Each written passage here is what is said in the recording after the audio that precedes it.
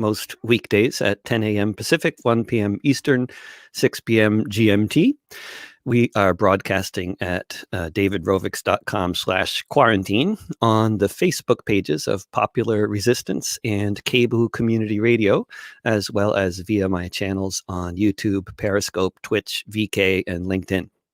You can find all of these discussions archived on my YouTube channel in the Discussions with David playlist and in podcast form if you look for This Week with David Rovics on any podcasting platform or go to davidrovics.com. If you have any suggestions for future guests on my show, or if you are involved in some way with a social media account, that might be a good place from which to live stream my discussions. I have the capacity to add additional platforms to the broadcast. This is not the same as sharing a link, but sharing links is also very much encouraged. If anyone watching has any idea who has admin access to the Facebook page of the Industrial Workers of the World, for example, I think that would be an obvious home for these discussions, but I can't find out who to talk to. If there are any fellow wobblies watching this who can figure it out, please hit me up. Like all of the guests I've featured on my discussions thus far, today's guest is someone I actually know in the real world. I first met Chrissy Kirchhoefer in 2003. Chrissy grew up in the St. Louis area, only a few miles down the road from where Michael Brown Jr. was publicly executed by police in front of his grandmother's home in Ferguson, Missouri in 2014. When I first met Chrissy, she was one of the folks running a Catholic worker hospitality house in St. Louis, Missouri. Before and since that time, she has been deeply involved with many different movements for social change, which has taken her to many of the same protests that I often sing at. So there were many years when I saw Chrissy around not only on my regular trips to Missouri, but at the School of the Americas protests in Georgia and at many other events in many other places. She is currently the outreach consultant of the National War Tax Resistance Coordinating Committee. If you added up the numbers of years her closest friends have spent in prison, the number would quickly go into the triple digits. Chrissy Kirchhoefer, welcome to my little live stream show. Good to be here, David. Thanks for having me. How is, first of all, I know this is like, might eventually become a boring question, but I don't think so because everything changes so dramatically by the day, it seems. How's life? What's quarantine like for you right now in St. Louis? You're in the city of St. Louis, right? Correct, you're actually there, like in the middle of in that neighborhood where in that very poor neighborhood in the middle of very urban neighborhood, or somewhere else in St. Louis. I spend my time different places in St. Louis, but currently I'm on the bluffs of the Mississippi River, not far from very nice. Confluence of the Missouri and Mississippi rivers, home of the Osage and the Mississippian culture that survived here for, 3,000 plus years in North America. So it's a really sacred place to be, just to have that moving water and the Mississippi flowing, and feel quite blessed. And actually, speaking of those ancient civilizations, there's still visual remains of the mound building peoples that lived in that area, right? And that area, I think, had one of the biggest cities before Europeans came in North America. Correct. There currently is the Cahokia Mounds, which was a very sacred site to the people of, having rituals around the solstice and equinox, and which is a tradition I've been a part of for the last few years, and it's been really grounding. And then there's a mound that the Osage people still own, not far from, just a mile away from where I'm at. But most of St. Louis was cleared of those mounds in the early years as they had development come in with the European settlers. But any idea if at the time they even knew what the mounds were, or was it clear that they were clearing away a former civilization? I wonder. I would imagine so, that there were, that they were burial grounds. It's kind of ironic. Currently, I can see, looking out my window, the modern day mounds, which are the landfills that we have here of the European people. That really is a. I mean, that's a poetic statement, isn't it, about our civilization? Right. We build mounds too, out of garbage. And not far from, across the river from where those mounds are was where the first nuclear weapons were developed and processed. And some of that waste, we believe, went into the river. Some of it went into a landfill. It was moved around St. Louis, different sites, but is in a landfill not far from the Missouri River, and is next to another landfill that is on fire. So that's just kind of That is currently on fire. Currently on fire, but Is they it call like it an underground fire that's kind of like burning and burning for years, like that one in what is it in central Pennsylvania? There's this underground, I think it's a coal mine that's just been burning for decades, Oh, and it's still burning. They had to abandon the town. I think it's called Centralia or something like that in Pennsylvania. Yeah, it's actually right on the Appalachian Trail, which is why I heard about it. Like, when you come to this town, just keep walking. You know, it's on fire. Well, here we call it a subsurface smoldering event, so it's not even a fire. That's right. And also there's waste from that Monsanto, which has its home headquarters here, illegally dumped there as well. So it's just there's a lot to work with here in my hometown. A lot to work with, and such a place of extremes with the kind of the wealth that comes along with those massive nuclear and defense corporations that exist around there. I think Boeing is based around there as well, isn't it? Correct. Yeah. Their weapons production plant is here. Weapons, right?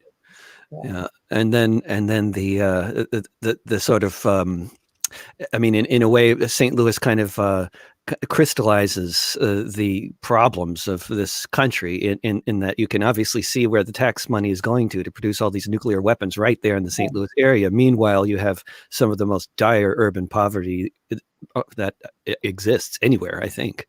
Correct. Yeah. It really is a microcosm, but I do believe that it does happen, in all of our communities, and the inequalities that we see. But it feels particularly glaring.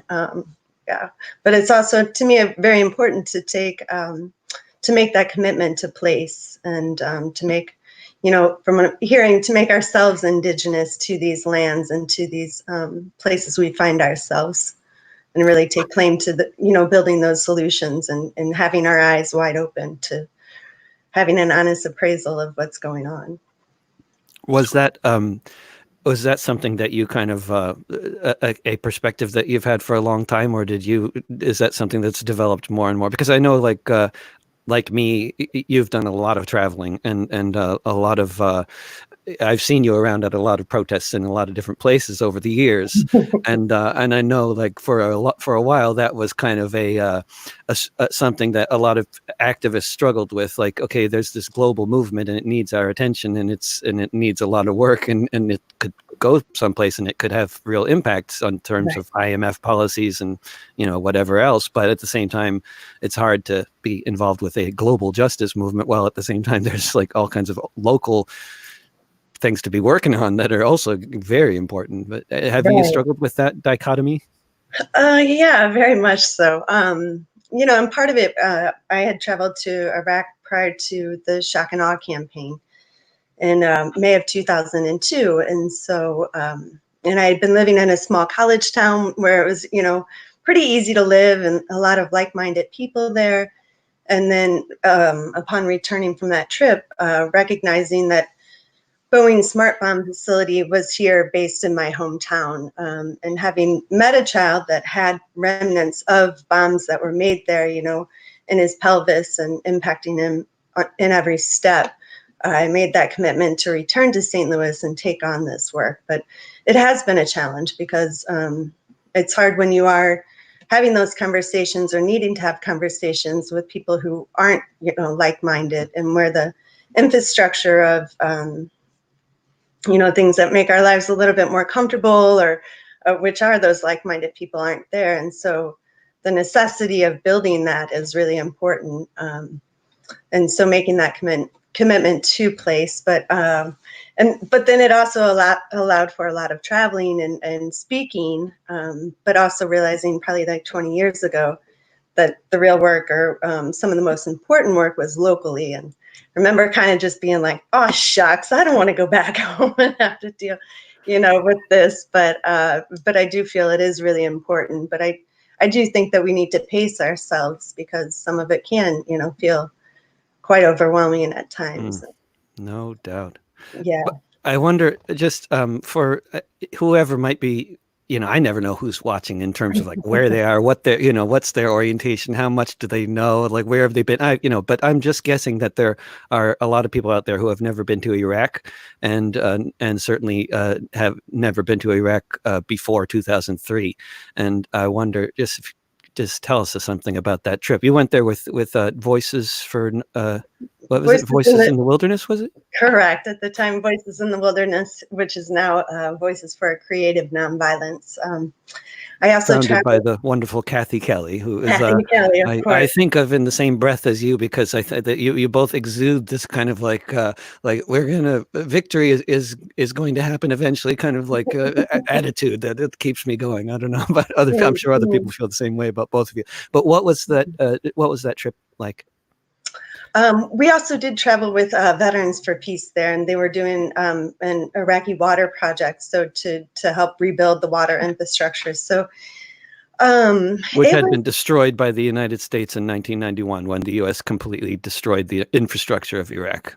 Yeah. Correct. Again, with these smart bombs that were targeted. It was the first time out of the country for me, besides pleasure and going into a war zone. And the thing that struck me more than anything was the hospitality of the people, that the people were able to distinguish between the people of the United States and the government and policies of the United States. And so being welcome into people's homes, and but just to see the devastation that was really caused by targeted warfare. There was a shelter outside of Baghdad that was housing mostly women and children during that time. That the bombing raids were happening, that was targeted, where it was close to 1,000 people were killed there in that bomb shelter. Like that the government, with that sophistication of technology, was aware of the movements of people. And just to see images on the wall of people incinerated was really powerful and striking.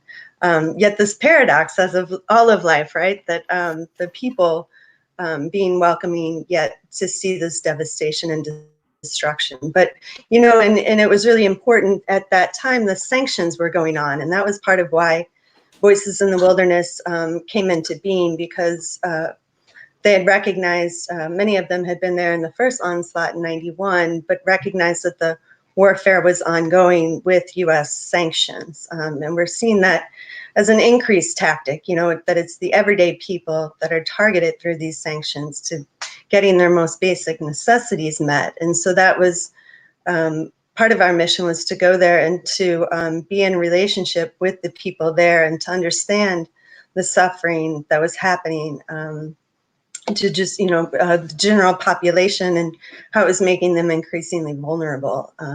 We're seeing that, with the case in Iran at present, with the U.S. sanctions and this back and forth. And it's really worrisome, this, distinction or the spectrum of warfare that we have in the United States. And it goes way back, into many different countries. And the current Democratic candidate for the presidential race, it should be noted, was a very, very big supporter of those sanctions that are estimated to have killed, 1 million people or so, 500,000 children, according to UNICEF. What was other than the devastation to the water and everything else? I mean, I think a lot of people that I've known who have traveled to Iraq before 2003, one of the things they have noted is how so many aspects of the society seemed very progressive when they were there. Was that something that struck you in terms of just the role of women in Iraqi society or anything like that that popped out at you when you were there? Sure. I guess more to like that this being the birthplace of civilization as we think of it. I guess that might be debatable, but like the earliest learnings of people and well, it was happening all over the world, but that we associate, with the Garden of Eden and different mythology and tales that we were aware of. But just a great sense of pride in that history, you know, of the people and the knowledge base, and two, that, you know, the people were able to do relatively well because they nationalized their oil. So the money from their oil sales was with the people, you know, it was to provide for the people. And that's a pretty, I don't know, the US did not like that idea very much at all. And like reason, and we're seeing that, you know, too, in policies like with Venezuela and different countries, that it's that exploitative, extractive economies that the US feels entitled to the world over. And it's not about bringing democracy to the world, huh? No, not at all. Chrissy, you know, when you talk about the sort of activism in the world scene and then organizing locally, the Catholic worker movement comes to mind to me just as for in your life as well as just in mine and as a concept. Because I mean, like, I know we both, I can't remember their names, but there was this one couple from Virginia. I remember they were constantly going in and out of prison, as it was the case, as is the case with so many people in that movement. But at the same time, they were also running a Catholic worker hospitality house. And so they always tried to arrange things so that one of them would be home with the kids running the hospitality house while the other was in prison. So they wouldn't be both in prison at the same time. But like, and I don't know if there are anybody watching this to whom this sounds like kind of new or bizarre or, unusual, but you know, when I first met you, you were living in the Catholic worker house in St. Louis, and I was struck by the wonderful sort of strength of all of the different people in the house in terms of the organizing work you guys were doing there, but also struck by the neighborhood that you guys were in. It was just like, I think that you said there used to be 30,000 people in that neighborhood, and at that time there were only 3,000, and one of the biggest export industries in that neighborhood were sending bricks to California. Correct. So they could build mansions with the old bricks from St. Louis. I could ask any number of particular questions, but what I really went after is just tell us a good story about living in St. Louis at the Catholic worker house. Tell us something about Carl Cabot. Who's Carl? Carl Cabot, who we named the house after there in St. Louis, is an 86-year-old priest who was part of the Plowshares movement that has taken hold in the United States, which comes from biblical prophecy of beating swords into plowshares. And so they literally went and tried to, or have reenacted that by oftentimes pouring their own blood onto nuclear weapons. Nuclear weapons is the central focus of the Plowshares movement, in the sense that this is a weapon that can wipe out all of humanity. And so this movement began in 1980 and has, hundreds of Plowshares actions have taken place. But my dear friend Carl had gotten one of the longest sentences for his action in Kansas City, where they went and took a jackhammer to a nuclear missile silo to even if they were able to operate 24 hours a day, they wouldn't have made a budge in that for people who are concerned about thinking of a jackhammer at a the metal is really thick. Those silos are serious. Yeah. Yeah. And but those bases are surprisingly easy to trespass onto, it seems. Correct. Yes. Quite a lot of them at different times. So he's been part of this movement. And he has this wonderful just advice about, his opposition to many things, or maybe we should frame it as celebration of wanting to see the end of many of things like racism and sexism. He says he's 100%, about, but the elimination of nuclear weapons is something he's 110% about. So I think that image of what is it that you're 110%, about is really, has been really important to me about, we see all of these things in the world and, it just feels overwhelming at times, or, what do we take on, or you could just see it all. And just to find that 110% thing. And he often says, that you do what you can and then you sing and dance, and I think that's a key component, and one that sometimes might feel overlooked within our movements. But I feel like it's been rising more and more with people, of the need to share meals together and find play time together, and to really build our lives within each other's. And part of that project it also involved sharing together, as well as going to prison together and pouring blood on nuclear missile silos together, but also housing people that otherwise might not have any housing. That's been a big part of the mission, which is a fascinating combination of, I don't know, like I just think of I've heard some wonderful stories about running hospitality house. Maybe they're not necessarily like, we can just change all the names, of course, but I guess maybe we're invading people's privacy by talking about some of these. But I love that story that from Columbia, Missouri, where you went to school there in Columbia. Correct. And yes. you lived there.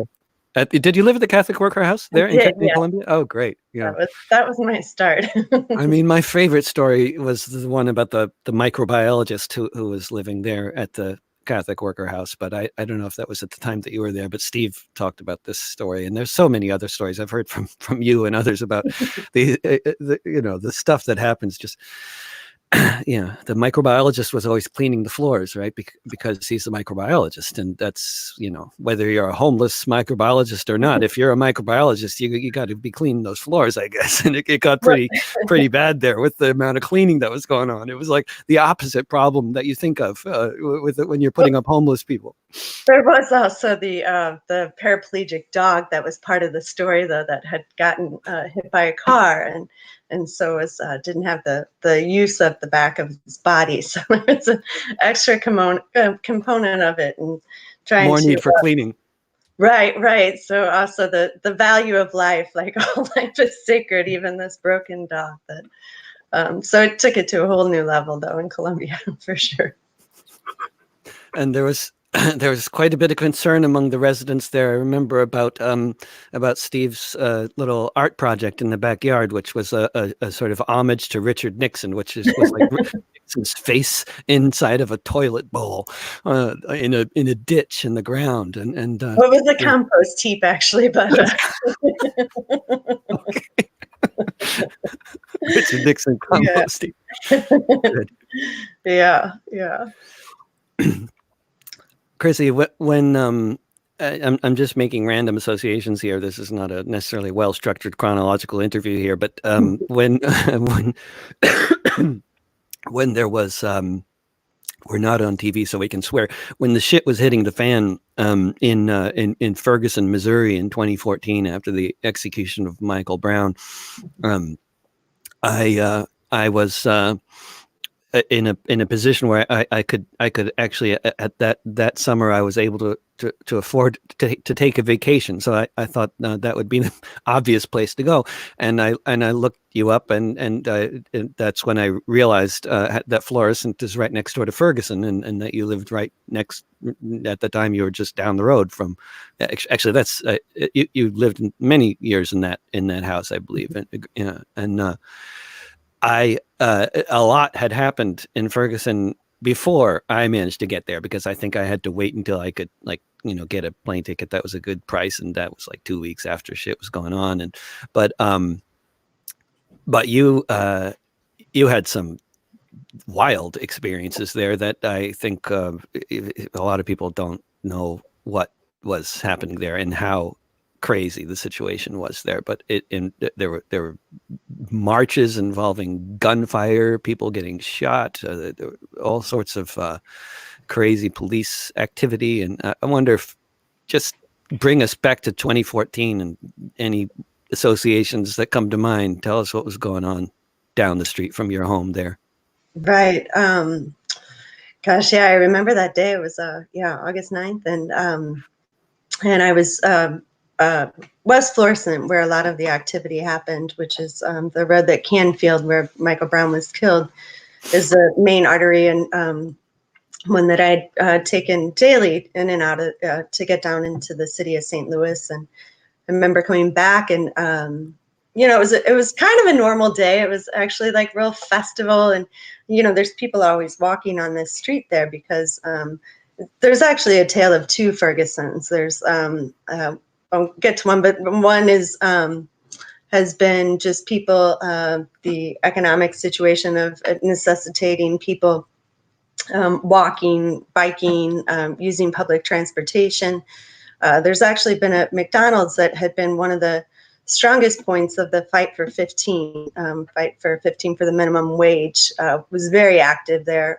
Later, that was where international journalists had their heads smashed into the soda machine. But so it very active of just local businesses of corner grocers, and the Quick Trip was a main spot that had stopped into liquor marts, different things. But that day there was gospel singers out on the road, just these women dressed to the nine and just singing, and there was a ball house of people playing, kids bouncing around, and just a nice day, and people were out and about, and it didn't seem like anything too unusual. And I was driving to my home, and I noticed all of these police cars from other municipalities flying down the road.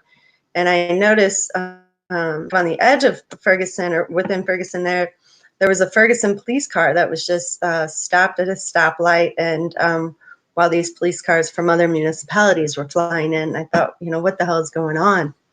And that seemed really odd, of why would other police be coming into this municipality. In St. Louis, we have 91 different municipalities, so it's a very kind of bizarre setup for a city dynamic. So anyways, they were going in response to Michael Brown being shot dead.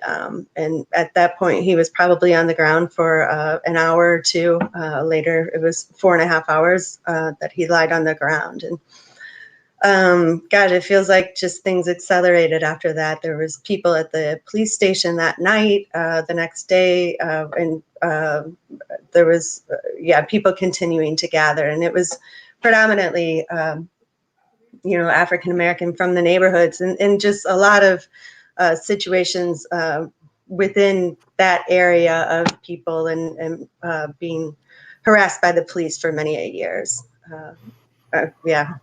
Yeah. I feel like the tale could go on, and I think it was you that had mentioned to me that that the use of Twitter, like these images of Michael Brown being in the street, were going around on social media, and people were coming to see, like, is this really real?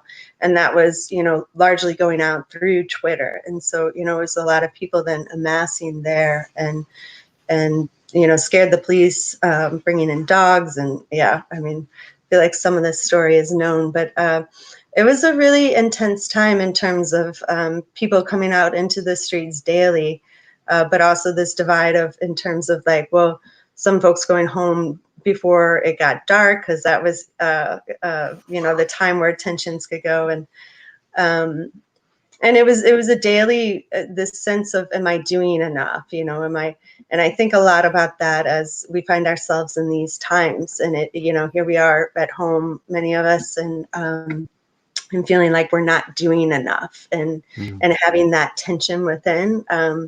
And really learning from the lessons of Ferguson of identifying or talking with friends about those feelings of not doing enough. And it was like feeling that isolation in that, until then talking to others. And it's like, oh, you're feeling that too? Oh, you're feeling that too? And it's something about remembering that. It feels to me, it has been very important to me in these times where it's like, you see all of these needs and all of these like systems falling apart, and trying to figure out, how do we forge a path forward, and to not like let that internal step, like, tension of not doing enough stop us from taking action, or to have the assurance or confidence that we will have clarity about the path forward.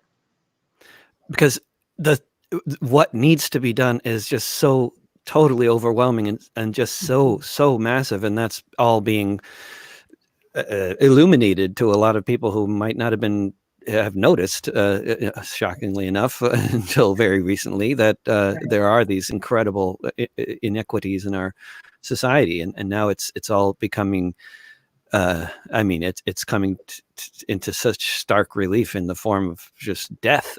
So stark.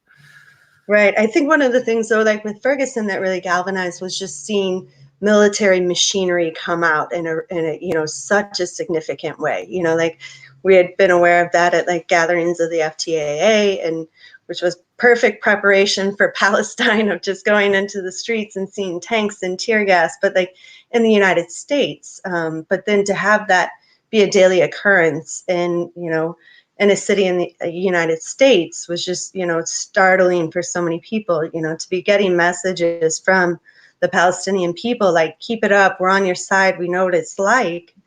And that just, to me, goes back to like one of the things that has really pushed and propelled me in this work for many years is looking at the military budget, looking at like, we spend 47% of federal income taxes on the military. Like, that's going to skew things tremendously when our number one export is weapons that cause death and destruction. That's significant, and the people of the world see that because they're on the other side of those bombs. And that's something that the United States, the people of the United States seem to have been putting our head in the sand regarding that. I remember, we've often done tax day actions every year where, we have this pie chart that illuminates like, where does, our tax money go, and going and, sharing those with people. And last year I was just struck by trying to hand these out to people, and they just say, I'm good. That was the most common response. And it's probably a Midwestern saying a little bit too, but that just like, I don't want to know, and I'm good. And I've been thinking about that a lot, this year, and of how are those people doing? Would they respond in that way? How are they doing now? Right. Yeah. Yeah. I don't think anybody's doing too well. No. And then the way that this situation currently is sort of not only exposing the incredible inequalities in our society, but also like the whole concept of what is the role of government, whereas in many societies, probably, well, I don't know about most, but certainly in many societies, East Asia and Europe and many other parts of the world, Southeast Asia, many other parts of the world, there's a general assumption that the government is there to do useful things. Right.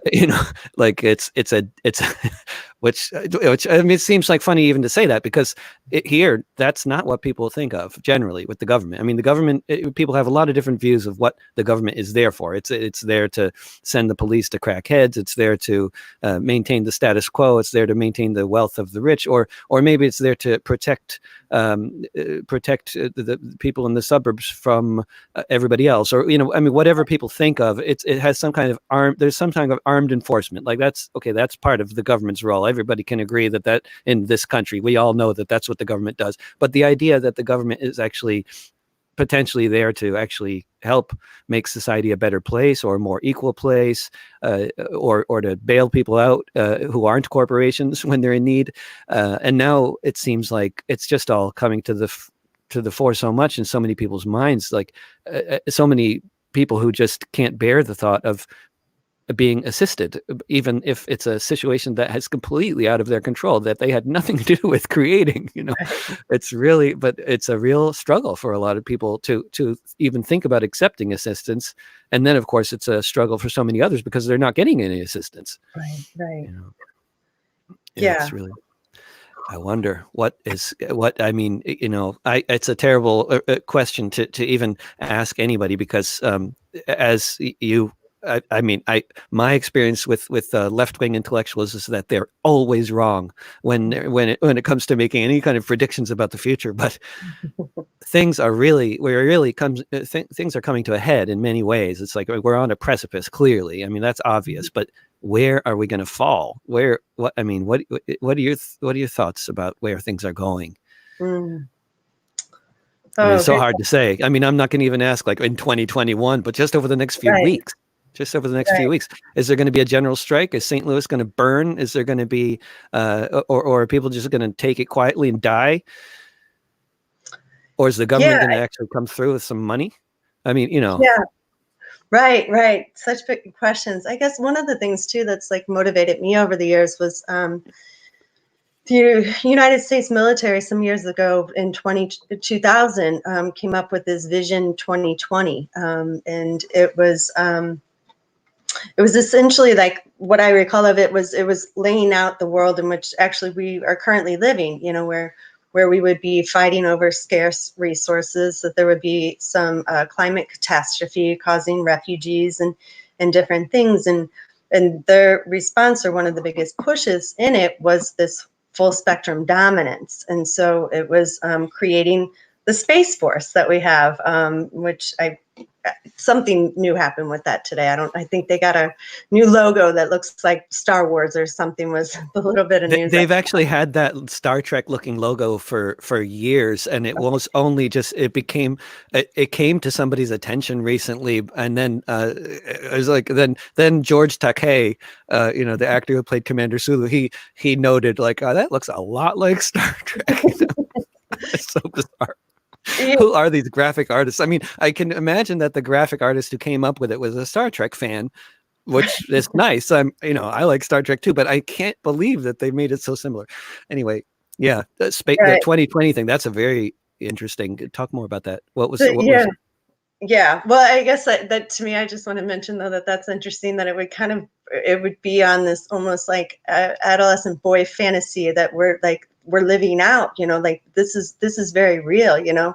Often hearing about men with guns. It's not just men with guns. It's full spectrum dominance, which means even from space. But so yeah, the idea was just to prepare for this time, and so I feel like needing to acknowledge that the military has been building up for this, and especially with our tax money, taxpayer money going into this, while not putting resources into this, the very real needs that are in our community.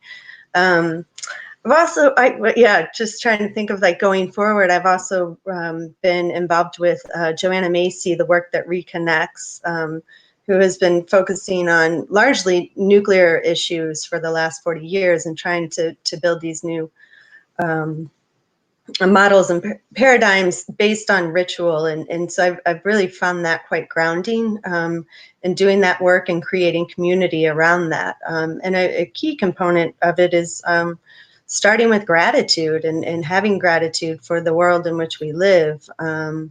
And also like honoring the pain of the world in which we live, and grieving, what we thought we were going to have, and but also seeing with new eyes, challenging those notions of how we have come to be socialized and enculturated in this very, very sick society, that we can see playing out in different ways, but then going forth in new ways, the community building, the commitment making, finding that thing that you're 110% about. But one of the things that, she talks about is just like, we don't know. We are on this precipice in which it could go either way. And so, to not believe people who say it's going to be like this, and go in this path, it's not possible.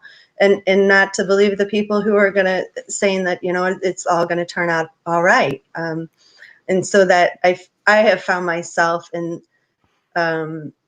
feeling that groundlessness of not knowing, and I love my mind. I love the way my mind works. And it's just, there's a rewiring that's going on with all of us, that it's not just in our mind, it's also in our body. And I think the more that we can be grounded in our bodies, and how radical that is, and it's more than that, but I feel like it's a preparation for moving forth, because this is going to happen over time. And so really needing to take care of ourselves and reach out to each other. I do feel like, like the necessity of sharing resources, and we're seeing that with mutual aid with people, but challenging. Is that something that's happening locally in terms of anything that you're seeing or you've been involved with, mutual aid around that area of the world? Yeah, definitely. I think I'm noticing too, like with a lot of this, this tendency to like be telling tales that like create outrage, and like wanting to try to move away from that, or just disaster reporting of like, oh, it's so bad here, or different, Right. because it creates a state that I don't think is healthy for us moving forward. But but to Because recognize, there is hope for humanity. right, or to be able to like, move beyond that outrage, to acknowledge that grief, but also to take concrete action, or to, it almost feels competitive too, like, oh, it's so bad in my community, or, is something I'm recognizing. I don't know what the solution is, but yeah, in St. Louis, we've had a really significant issue with the unhoused community, and the city doing almost everything to make the situation worse. Closing a shelter that had housed 300 people, and just doing a lot of things to not support people getting their needs met in the most basic way. And so, and it's largely fell on volunteers, who, in recognizing with the, shelter in place, that there were a lot of people that sleeping on park benches who didn't even have shelters. And so providing tents for them in the parks that they reside in, and just resources that has been a year-round effort here in St. Louis. And so one of the encampments that was right across from City Hall, and the mayor did not like looking out her window and seeing tents of people unhoused. And so that was the one encampment area that was shut down. But so seeing a lot of mutual aid and people coming together specifically around that issue, which, is the most basic of human needs being met. And so it's ongoing. For And sure. then you see people doing the things that you're describing, like providing tents, and I'm hearing these kinds of stories happening all over the place, right? But where Yeah. people are making these kinds of efforts, food, tents, and stuff, et cetera. But but of course, we're in the context of cities, like any city in the country, where there are so many vacant apartments, so many Right. vacant hotel rooms, and in the most supposedly progressive cities, the governments there, the municipal governments, are loath to even consider the idea of housing homeless people in any kind of decent situation that's not Right. like a crowded shelter or something like, or putting them in a metal pen in a parking lot like they're doing in Santa Cruz, California. Mm-hmm. But with a hygiene station, right? So they have access to running water, so it's okay. It's there's so many resources that aren't being used that could be used. But yeah, but Chrissy, when you mentioned this whole question of like having a more hopeful idea of what the future might hold, and we're supporting each other in many ways, including like emotionally, psychologically. It's just we're hearing a lot about this on all kind, BBC, NPR. This is very much part of the mainstream discourse, but I think it's also just fascinating and a wild situation.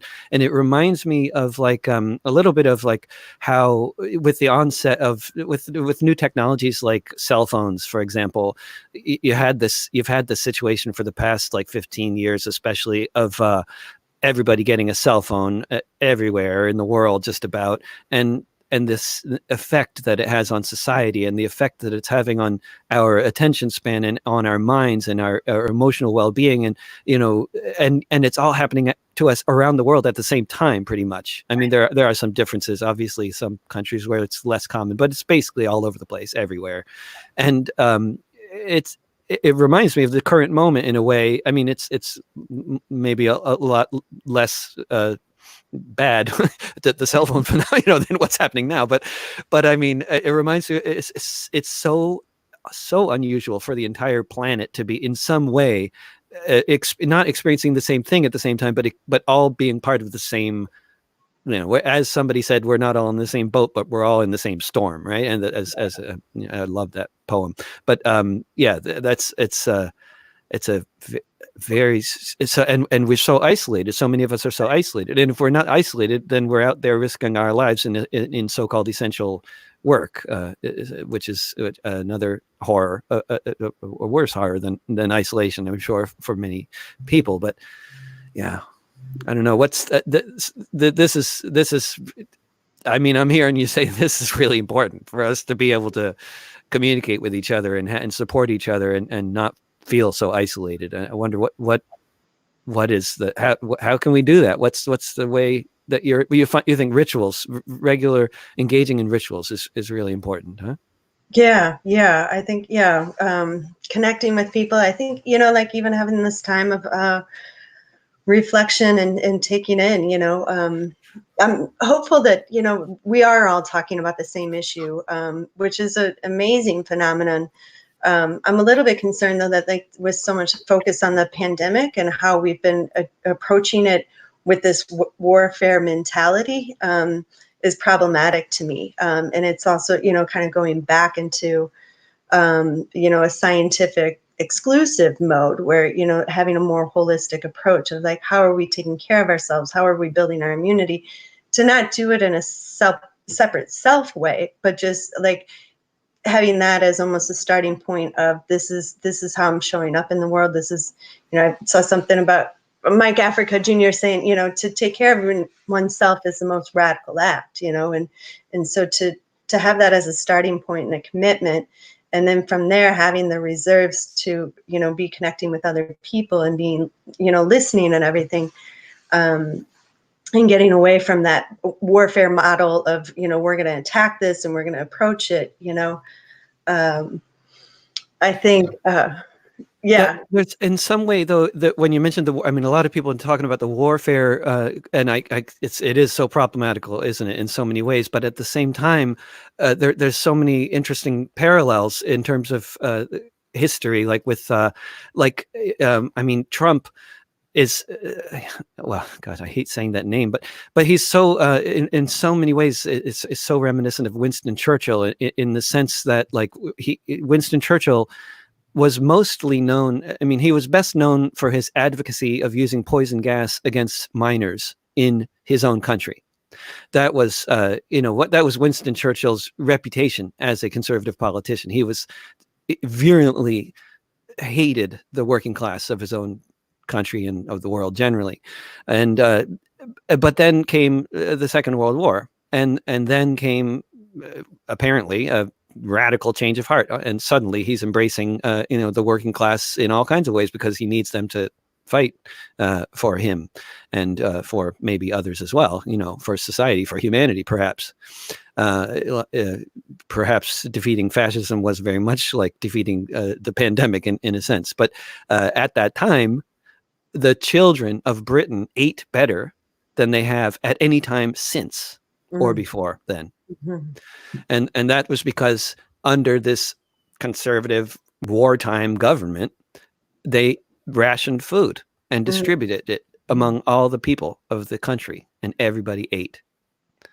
But and that was Churchill. It was here in the United States, we actually had a government at the time that actually, cared about the working class in terms of, at least, Roosevelt said he was doing all these things in order to save capitalism, but still, it was a big difference between the previous government that was in power when the economy crashed, and it took years before they did anything to try to do, resuscitate the economy or feed the people that were increasingly rioting. And there were 500 different incidences of warehouses being liberated by hundreds of people with guns in 1931 alone, which I read from Howard Zinn, of course. And it was the next year that FDR came to power and the New Deal came into effect. But it is reminiscent. This moment is reminiscent of wars in terms of the government's response,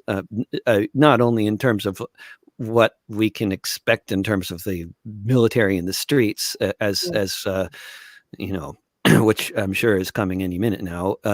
But also in terms of governments that would never have thought about feeding the poor, doing that, because they're suddenly worried. Like, what do we have now? 1 out of 10 people who have a mortgage did not pay their mortgage this month. 1 out of 4 renters did not pay rent this month.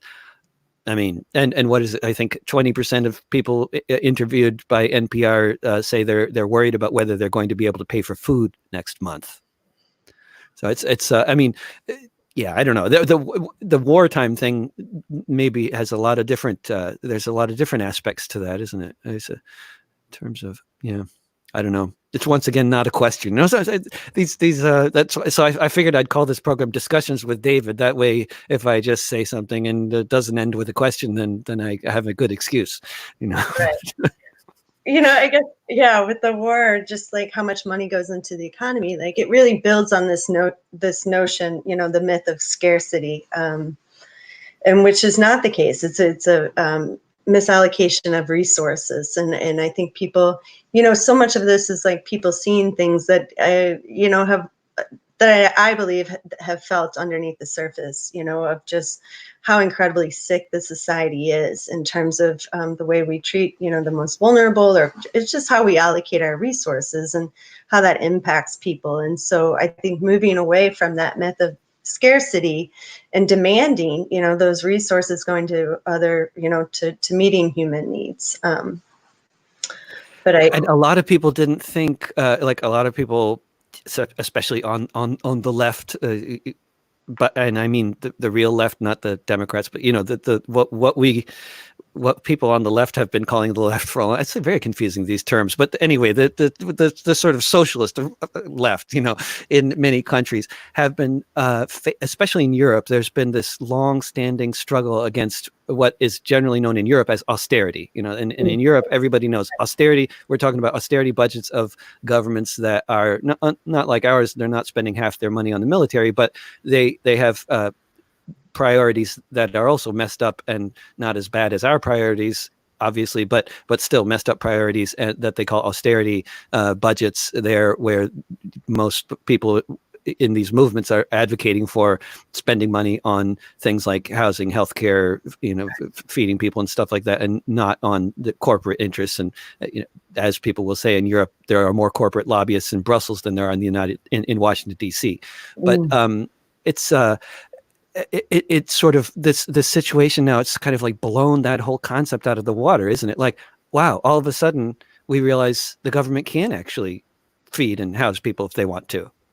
Right. And I think as, the circle widens of the people that it impacts, that there's a lot of opportunity of bringing people together, around that, of just, seeing the system for what it is, and not taking care of the most basic things that we really, I believe, have government in place for, and so I see that as an opportunity to be reaching out, in St. Louis, the number one employer is a healthcare system, number two as well, and so seeing that and pondering, about like, gosh, they're profiting off of sickness. And so, the necessity too, again, of, and not to make it an individual thing, but to take care of ourselves, so that we're not going into that, because it's just risk management. It's prolonging life in some ways with, mechanization. And so seeing that, but, it's, at the same time, they're laying off healthcare workers. So it's just, there's so many paradoxes and quandaries that we're facing, but I see a lot of possibility and hope of just more people seeing how defunct the system is and being willing to change, like out of necessity in some sense. And so I think some of us, who have been trying to, restructure society for some time, that we really, just in the way that we operate, like having joy at our heart of it, that we really are embracing this work. It's not drudgery, it's not something, but it's holding that vision that we've had for so long and honoring it, as our own, and sharing it with others, and from that, creating that synergy of a bigger vision than we could have ever imagined.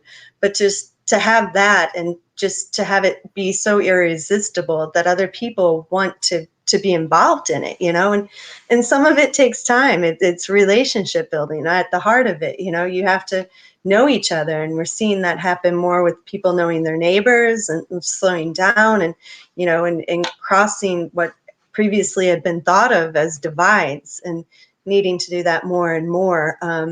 And to know what makes people passionate, and and what do they want to contribute to it, and to building that new society. And it doesn't happen overnight, and but I feel like that's some of the most important work facing us, and we don't know, like, which way is it going to go. But at the heart of it, for me, that's where it goes. Doesn't quite matter as much as we're able to retain our humanity in that, in that building.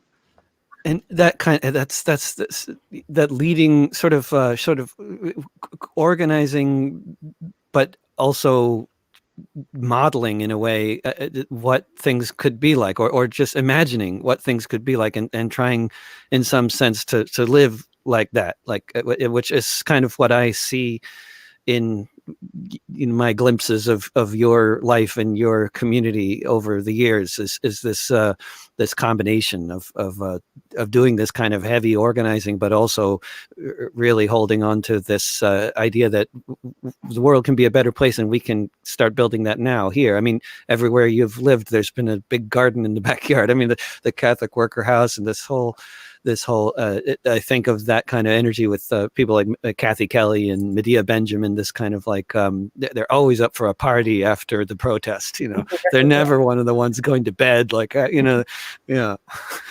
Right.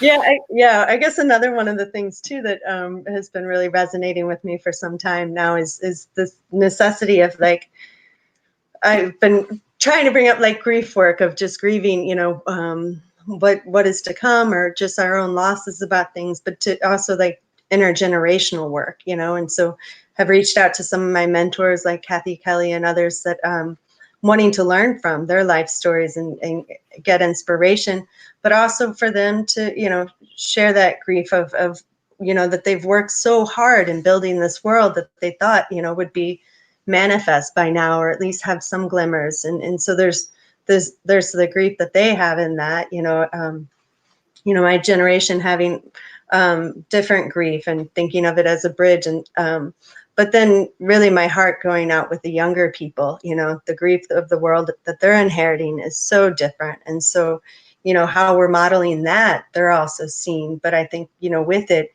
is really trying to create the space for them to come in to, sit center at that table, and but to be present of the impact that this is really having on them as well, I feel is so important.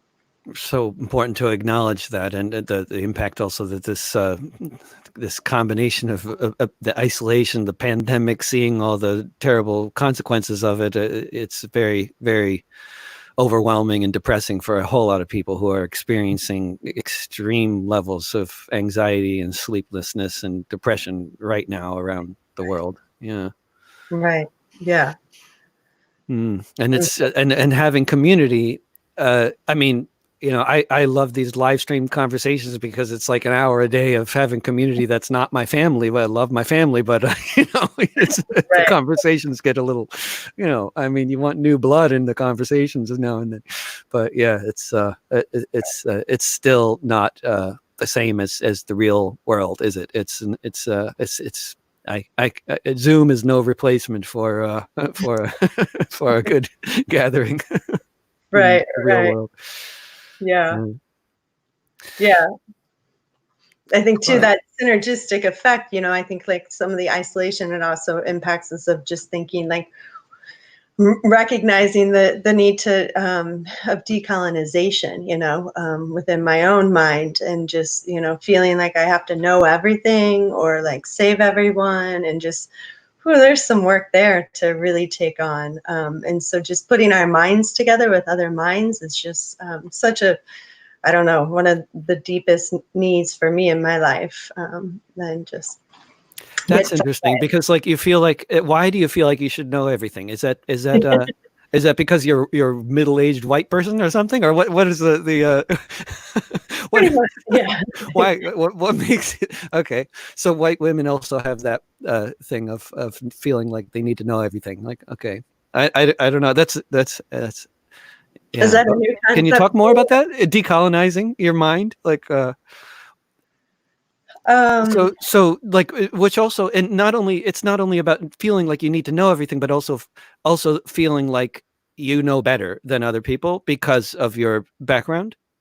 That's also part of the equation in terms of decolonizing our minds, I guess, right? Yeah, and I think that's the direction I've gotten from many of people, like being at Standing Rock and just like decolonize, and just how it's necessary for all of us, if you I mean, just looking at the way the United States is responding to this pandemic, or just, the situation we find ourselves in, and just, I mean, in the broadest sense of an overview, that people came from Europe to extract resources and colonize the land, and in order to make profit, we stole human bodies, human people from Africa to do the work, and that's what built this country, and it's so a part of our legacy, and that's the most simplistic view of it. But then also, the impact of bringing disease and wiping out a huge percentage of the indigenous people here, and some of that continuing to this day, and I see it come out in these deaths of despair that's been talked about recently, and so, I mean, to me, like, I can't imagine any white person in this country that can't identify with that. And I mean, there's a lot of denial, so I can understand that there are, a lot of people who are not identifying that, who are armed with guns, protecting themselves, in my mind, from that very concept and idea. Like, it's in our bones. Like, this is our intergenerational trauma. It's our inheritance. We don't have to identify it, or I mean, we do, but not as our own in a way that we're feeling guilty about it. But that's the work before me of decolonizing, and it's not unique to me, but like in the most simplistic, terms of looking at that. And there is a deep fear, because what, we as white people in this country have come into is been stolen on every level, and there's a fear, because we know it's not, that we need to, renounce that, in many forms, in terms of inherited money, in terms of, having access to resources that other people don't. And so, and that's part of the healing work. That's part of the grief work. That's, and it's not all that clear. But, I think that's what's beautiful at the heart of mutual aid, is that we're renouncing that, we're giving back, and it's not, it's just what's necessary. It's as humans, as, people here, in this country at this time. Yeah. I don't know if that answered your question, or. It just brings up lots more questions, but that just means we have to do this again and talk more about decolonizing our minds, and also talk about your experiences in Standing Rock. And there's about 20 other countries that you've been to, and many other parts of the U.S. And we were together in 2003 at the FDA protests, and there's some good stuff to talk about. I mean, but yeah, an hour is never very much time. And actually, it's a weird thing. I thought an hour-long conversation, I thought, oh, this is going to be like, wow, I'm going to have to really think about what to talk about. Like, it's actually, as long as you don't fall asleep, an hour goes pretty quickly, Not that I'm getting sleepy. I'm just saying, like, it's really, there's always more to talk about. But thank you so much, Chrissy, for joining me on my live stream discussion show. And let's do it again soon, if you don't mind. And we can talk about many of the things that we didn't touch on today. Yeah, I would love it. Putting our heads together and being in community in this way is quite precious. So thank you for the opportunity. Thank being you. with you this way. Take care. See you again soon. All right. Take care. Bye. And this has been another episode of Discussions with David, which you can find archived on my YouTube channel under the playlist Discussions with David. And you can find it on davidrovix.com/quarantine, and also on the Facebook page of Popular Resistance and Cable Community Radio. And on Monday, we're going to have another open mic. Every Monday, it's an open mic, and Tuesday through Friday, I interview interesting people. And but Mondays is another pandemic open mic Monday. And please feel free to sign up to participate. If you got a rant or a song or a poem or anything, go to davidrovix.com/POMM for Pandemic Open Mic Mondays. And I hope to see you on Monday at the open mic. And have a good weekend in whatever situation you might be in, wherever you are, whatever your definition of good may be. Don't pay the rent. Don't pay the mortgage. Mutual aid will get us through. I'm going to form an anti-eviction squad. We need lots of anti-eviction squads. That's going to be very useful very soon. See you soon, guys. Bye.